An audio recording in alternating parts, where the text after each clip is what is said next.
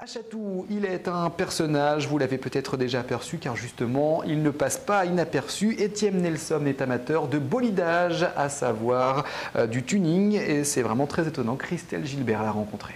Je mets le code. Ensuite, je mets le contact et j'appuie sur le bouton rouge.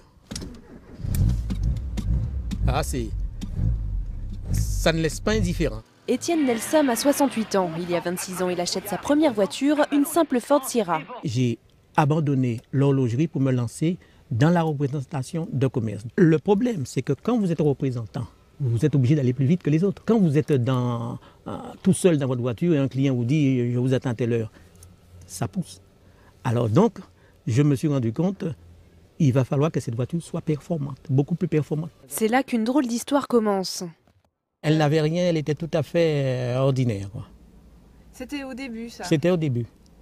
Et c'est après ça que je me suis mis à vraiment travailler là-dessus. Vega pour la planète de l'univers, Missile pour la puissance que son véhicule dégage. La voiture est baptisée et les travaux peuvent commencer. Étienne Nelson change le moteur, la carrosserie. Son objectif, rendre la voiture aérodynamique. Alors donc, vous voyez ici, ce sont les évents où l'air pénètre. Vous voyez, il y en a 1, 2, 3, 4, 5, 10 et tous les autres petits qui sont à côté. Il y a beaucoup moins d'air qui sort que ce qui rentre. Le peu qui sort sont compressés et ça vous donne une poussée dans le sens de la marche. Nous avons les béquets, ce qu'on appelle les béquets. Eh bien, avec ça, écoutez bien, vous en avez 80 kilos là.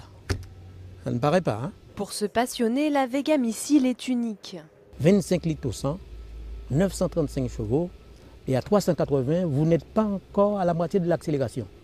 Donc, qui veut dire, c'est quelque chose à ne pas mettre entre toutes les mains. Parce qu'avec Vega Missile, vous êtes satellisé, vous êtes dans un autre monde, vous êtes sur une autre galaxie. Mais le fan de tuning la manipule avec précaution. À partir de 380, j'ai commencé à comprendre que s'il y a un roue qui explose, s'il y a la moindre chose, c'est une allée sans retour. Si j'ai beaucoup de chance, on trouvera peut-être une dent plantée dans le bitume, c'est tout.